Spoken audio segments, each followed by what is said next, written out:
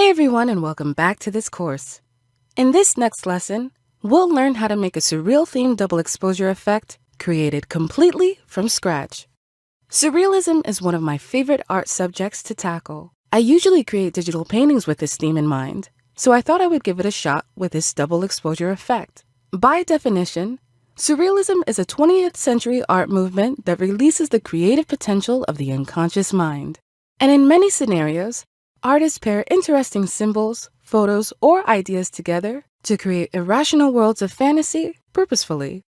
This particular style of double exposures is inspired by a series I found on Pinterest by artist Brandon Kidwell. So if you're having trouble finding themes for this effect, be sure to explore Pinterest or Google for more options. In this case, Brandon's work is hugely emotive and focuses on placing often mysterious and dreamlike images in the center of a model's head or general anatomy. So our final effect plays with this idea in mind. Let's start by taking a look at our photos. Out of all of the double exposures we created in this course, this one is by far the most complicated. The main reason why is because it requires a total of 5 images. Our main focus of this piece will be a hand stretched outward towards the sky. A lonely figure will be at the center of the hand, complemented by a foggy landscape to enforce a serious mood. With the previous manipulations, I created the effect directly onto the main image. But in this case, we'll need to create a new document to help make the entire scene work.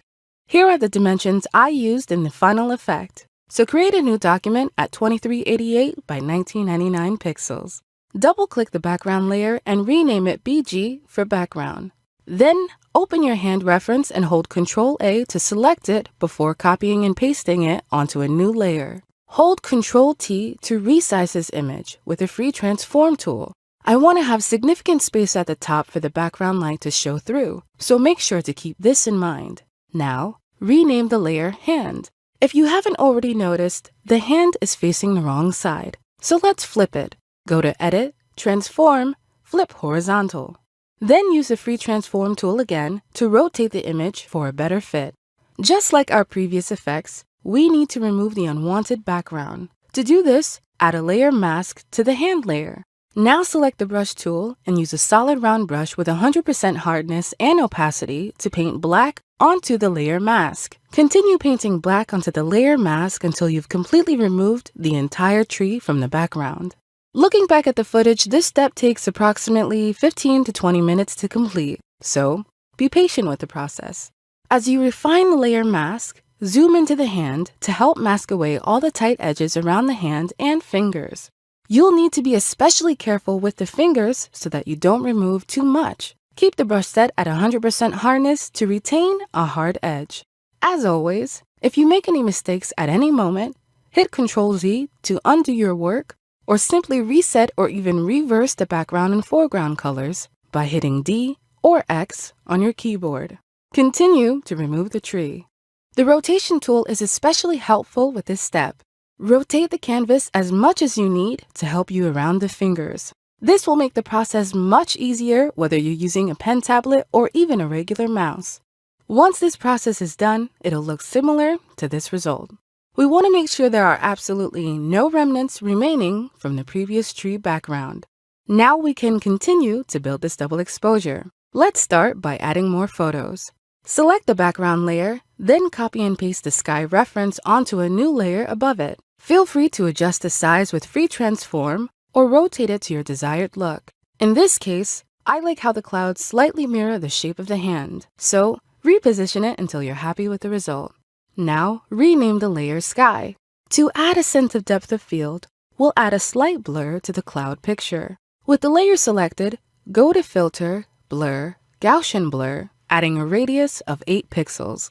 Feel free to experiment with this effect, but I believe that subtlety is the key here. Usually it's best to keep building the effect with more images, but I also want to keep in mind the kind of color palette I'll need to achieve the final moody design. So, create a new layer, rename it Color, and use the Paint Bucket tool to fill the layer with a desaturated gold color.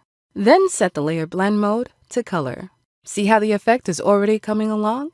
Let's move on by adjusting the lighting of our current photos. Select the hand layer and add a new adjustment layer of curves above it. Right-click to create a clipping mask so that the curves layer only affects the hand. Now adjust the curves as follows to create a much deeper lighting scheme.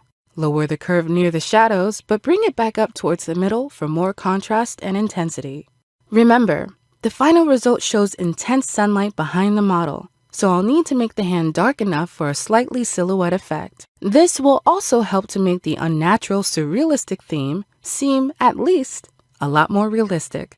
Let's add in the double exposure effect. Select the hand layer again and copy and paste the road image onto a new clipped layer below the curves adjustment. It will automatically become clipped since the hand layer is selected, but you'll need to reposition the layer above the curves. Now resize the road picture with the Free Transform tool. Use the Move tool to reposition it so that the road lines are centered within the hand. Then rename the layer Road. Let's add some light. Select the sky layer and copy and paste the sun eclipse onto a new layer above it. Reposition the light so that it's more centered behind the hand, then set the layer blend mode to hard light and rename it Shine. This is officially the foundation for our double exposure effect. Let's experiment with layer masks to create a seamless blend.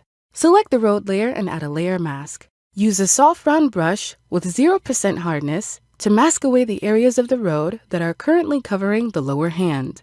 But don't push this part too far, as I just want to reveal some of the natural hair showing through on the model's wrist. Keep the brush opacity at a much lower range for this time, around 55% should do. Now, slightly mask around the fingers. Follow the natural shape of the hand and reveal parts of the fingers like the nails and wrinkles for a more realistic look. Let's adjust the colors even more. Create a new curves adjustment layer above the road. Then set it as a clipping mask to the hand. Create a similar curve to this one for even more contrast and intensity. Then lower the opacity to 65%. Set the layer blend mode to overlay to help bring out the road and hand pictures. For even more sunlight, create a new layer above the sky. Set the layer to overlay and use a soft round brush with 0% hardness to paint white onto the layer. Create more light by starting with a low opacity, then feel free to increase it to 50% to pump up the contrast. Lower the layer opacity as desired. Here I chose 92%. Great job so far, we're getting close to the end. Now that we have the intense light behind the hand, we need to make sure it's affecting the edges around it. Select the layer mask of the hand. Use a soft round brush to paint black onto the mask to soften the edges. This will create an incredible backlighting effect. Immediately, this simple effect creates a believable result. Increase the size of the brush and play around with opacity to continue softening the hand. Slightly mask the inner parts of the fingers as well as the tips of them to help blend them into the sky. I think that this step is by far the coolest transformation of the entire process. Feel free to adjust the mask for the road too, allowing bits of the hand and fingers to show through what is otherwise cut off by the foggy sky. Continue to mask the hand until you're happy with the result. To create an even more dramatic story, we'll add a person into this manipulation. Use the rectangular marquee tool to select the silhouette, then copy and paste it onto a new layer clipped above the road. Add a layer mask, then use a soft round brush to mask away the background until it's completely gone. Once you're through, lower the opacity even further and use the same soft brush to diffuse the harsh edges. Continue doing this all around the silhouette for a more believable effect. Adjust the size if necessary, lower the opacity to 70%, and diffuse the silhouette even more for added realism. Now the person just needs a shadow. Duplicate the layer and reclip the copy to the hand. Hold Ctrl-T to free transform the shadow, bringing it down first to flip it. Adjust the perspective and angle by holding the Control key while selecting the anchor points. Try to create a realistic shadow to the best of your ability. Then lower the opacity. Let's finish this effect with a few color adjustments. For even more mood, we'll create a quick vignette. Create a new layer above the rest. Then select the gradient tool, making sure the foreground to transparent option, radial gradient option, and reverse option are all selected. Create a radial gradient using the same desaturated gold from before. Then set the layer to overlay and adjust the opacity to 60%. Last but not least is a new adjustment layer of color lookup. Add the color lookup adjustment layer and set the 3D LUT file to Foggy Night. This filter creates a dramatic cool undertone that makes for an incredibly powerful effect. All in all, it really matches our mood. Then lower the opacity to 52% and you've completed this final double exposure effect. I hope you've enjoyed creating this amazing surreal-inspired double exposure. Join me for the last lesson to this course, where we'll go over a final recap of everything we've learned.